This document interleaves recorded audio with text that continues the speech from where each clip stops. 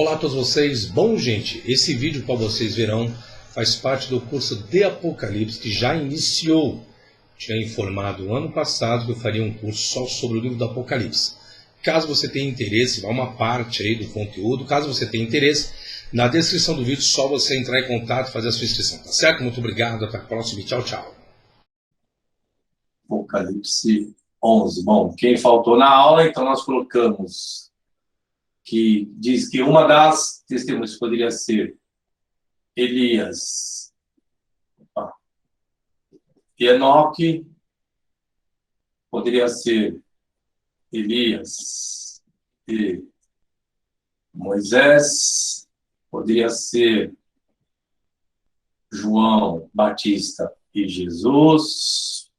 Colocamos também, poderia ser Paulo e Pedro. Faltou algum aqui? Eu acho que não. Mas virá mais alguns aqui ainda. E ainda tem mais ainda. João Batista e Jesus, tá certo? Pedro e Paulo, Paulo e Pedro, ok. Então, existem visões de vários estudiosos, coloca Elias e Enoque, Elias e Moisés, João e Jesus, Paulo e Pedro. Porém, o conceito judaico, só relembrando a aula anterior, acredita na vinda apenas de um apenas. E aqui o Apocalipse coloca dois. Aí diz o livro do Apocalipse que as duas testemunhas é necessário que elas morram e ressuscitem. Bom, aí o que acontece? Nenhum desses episódios, a não ser a pessoa de Jesus, que morre e ressuscita, fora os demais aqui, nenhum deles morreram e ressuscitaram, tanto na sua história. Vimos também que não tem como aplicar nenhum desses aqui como personagens futurísticos. Por quê? Por quê? Porque existe o artigo antecedendo o vocábulo as duas testemunhas, martírias, logo então eram personagens conhecidos daquela época. Então, daquela época. Então, eles não são lançados para profetizar 3 anos e meio. Eles já estavam lá, porém, aí é dado que eles profetizem em um período de 3 anos e meio. Então, eram pessoas existentes, o qual as pessoas já conheciam. Diante desse relato, aí nós colocamos a probabilidade, naquela época, ter sido João e Jesus, Paulo e Pedro. Aí surgiu-se a problemática e vimos que não tinha como colocar nem Paulo nem Pedro, nem João, a não ser Jesus. Aí João também não se comparava a um profeta, no sentido institucional, vamos colocar assim. Porque perguntam para ele, és tu profeta? Né? Delegado, não. Mas como uma atuação, a sua fala, o seu trabalho, o seu ministério, possa se colocar, não de uma forma instituída. Então, vimos que gera-se problema nessa questão das duas testemunhas, que contraria o conceito judaico.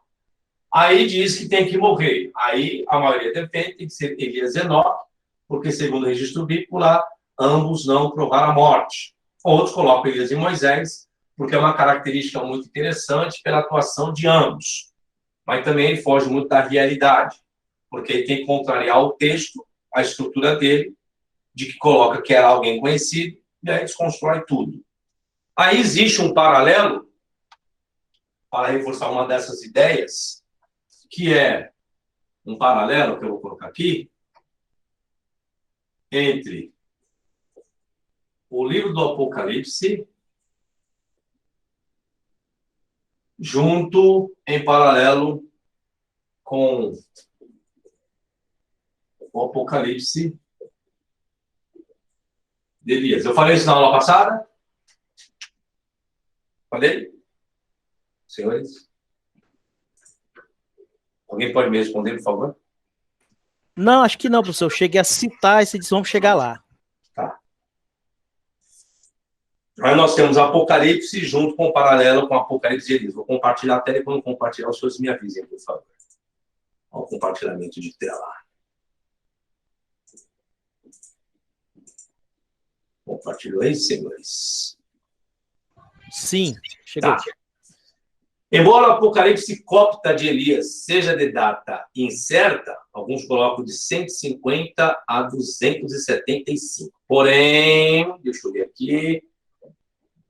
Isso mesmo. Tá. Eu coloco nessa data aqui. De 150 a 275. Em sua forma atual. É um documento cristão que provavelmente seja uma revisão de uma composição judaica anterior. Então, anterior a essa data. Que talvez tenha se originado durante o primeiro século antes de Cristo ainda, tá? Primeiro século antes de Cristo.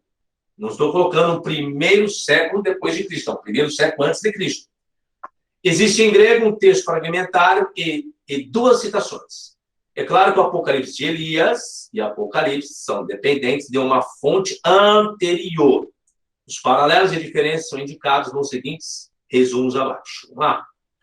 Então, nós temos aí Apocalipse. Deus capacita suas duas testemunhas para profetizar por 3 anos e meio. Olha o que o Apocalipse vai dizer aqui. Ó. Elias e Enoque ouvem no céu que o Deus envergonhado se revelou no lugar santo e eles descem. Aí vem, eles fazem um discurso denunciando o desavergonhado. A besta do abismo vai fazer guerra contra eles, que é contra as duas testemunhas, conquistados e matá-los. O desavergonhado, zangado, briga com eles durante 7 dias no comércio da grande cidade, as duas testemunhas. Aí vem, Apocalipse, seus cadáveres estarão na rua da grande cidade, mortos, eles ficam por 3 dias e meio no mercado. Depois de 3 dias e meio, eles se levantarão, o medo cairá sobre aqueles que o vivem.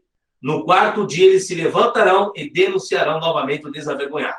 Então, fala sobre morte e ressurreição de 2 personagens. Novamente zangado, o desavergonhado luta com eles e toda a cidade os cercará. Uma voz do céu convida-os a ir após o que eles acendem.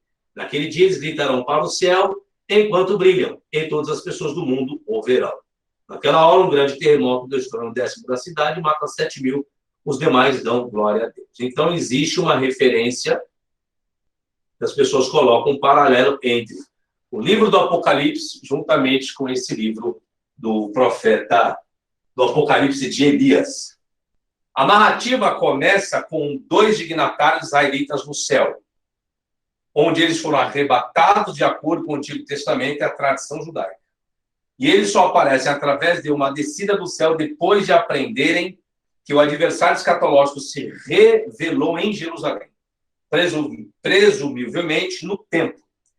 Assim, esse texto, que é o Apocalipse de Elias, fornece uma explicação para a presença das 2 testemunhas que é misteriosamente deixada sem explicação em Apocalipse capítulo 11. Diferentemente de Apocalipse capítulo 11, dizem que eles se dirigem ao adversário. O conflito entre o adversário e Enoque e Elias duram 7 dias. E quando eles são mortos, seus corpos permanecem por 3 dias e meio no mercado.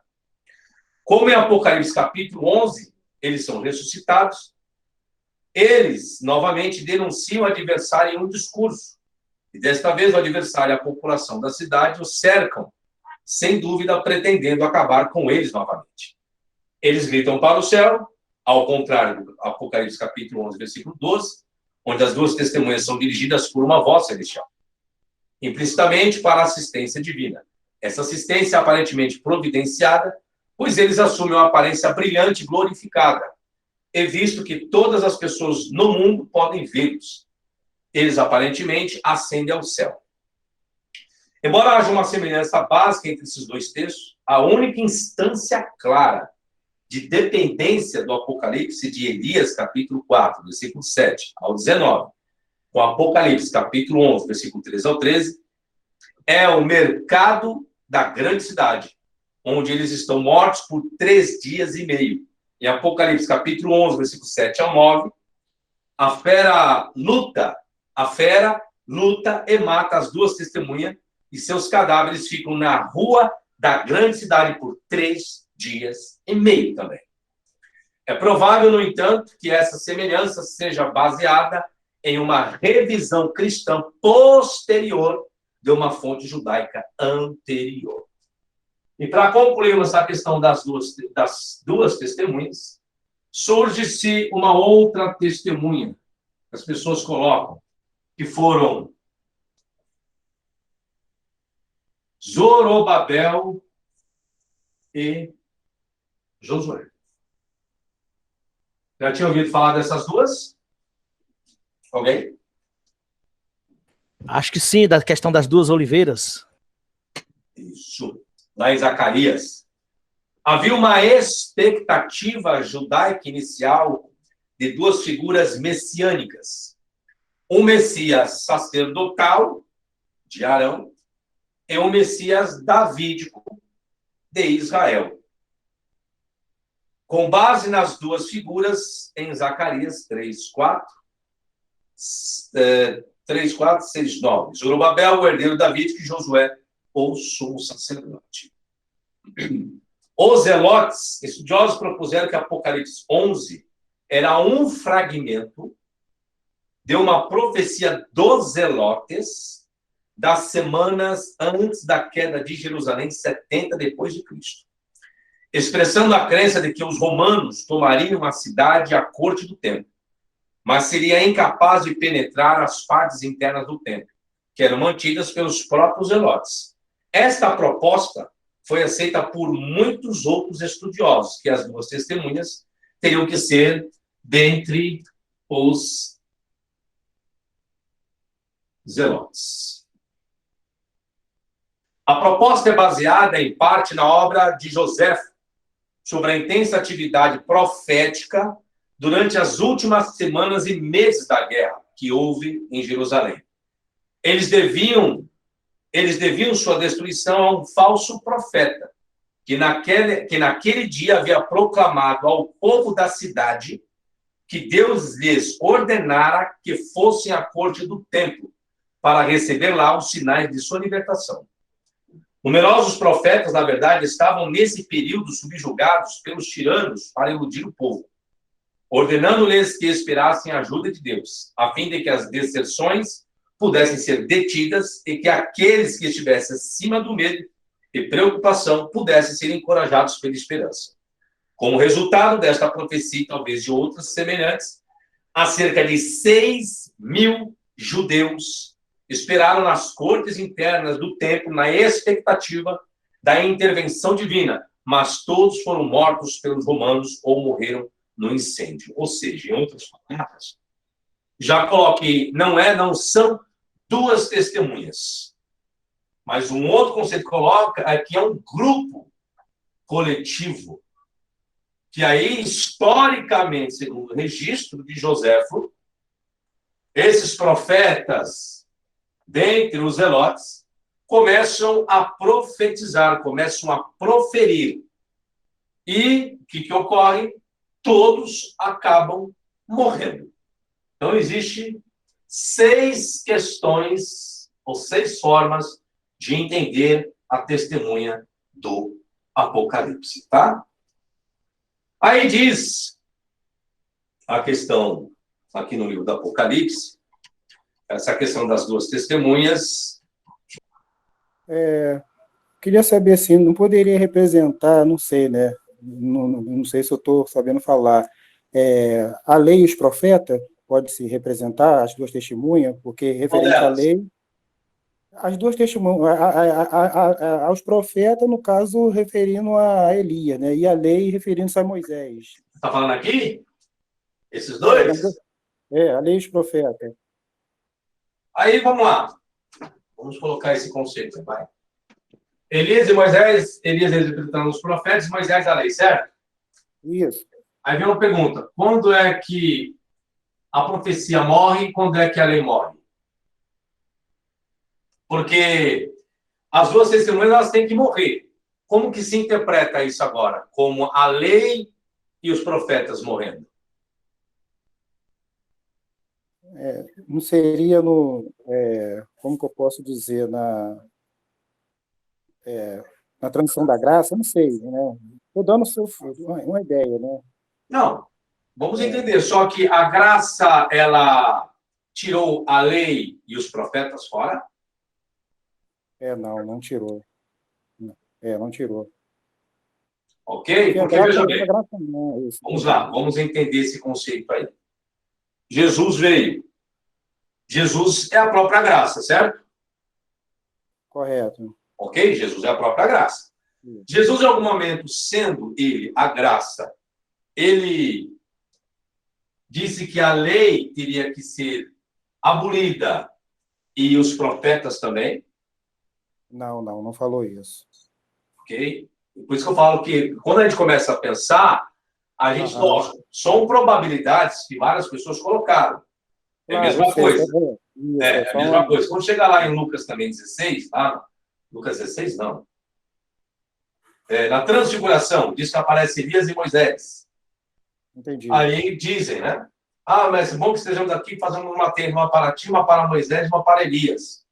Aí Lucas, capítulo 16, também lá do rico e Lázaro, vai falar, o Abraão vai falar para o rico.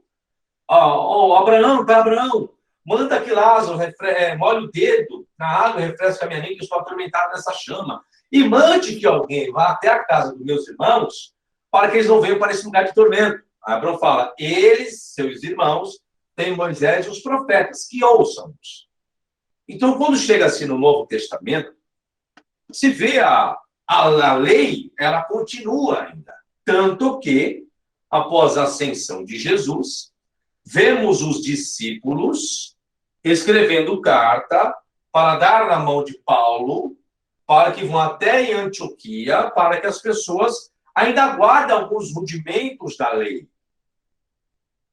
Então, o que acontece? Se nós colocarmos que o problema entra aqui, é porque diz, então, que essa representatividade teria que morrer. Ou seja, ela teria que ser inútil, anulada. Porém, quando você chega no Novo Testamento, a lei ela ainda existe. Ela se perdura. Ela não foi invalidada. Não foi invalidada, correto. Ok? Então, o problema é que aí tem um outro problema. Vamos colocar, então, que a lei, ela morre. Só tem um problema no texto. Além das duas testemunhas morrerem, elas ressuscitam. Então, se você colocar profetas e lei, então a lei morre, as profecias morrem, depois elas ressurgem. De que forma é isso? E aí tem um outro problema. E diz que, se representar, ela ascende ao céu. Existe uma ascensão. Como que se vai entender isso? Representatividade de morrer, ressuscitar e ascender aos céus. Sai fora do contexto, entendeu? Ficou claro aí? Olá a todos vocês. Bom, gente, uma equipe de gentileza, para que você não se esqueça de se inscrever aqui no meu canal. Acione o sininho para você receber as devidas notificações. E você também pode obter mais conteúdo, mais informações de alguns vídeos lá no meu site, no www.professorflaviosabino.com.br, tá certo? Até a próxima, sucesso e tchau, tchau!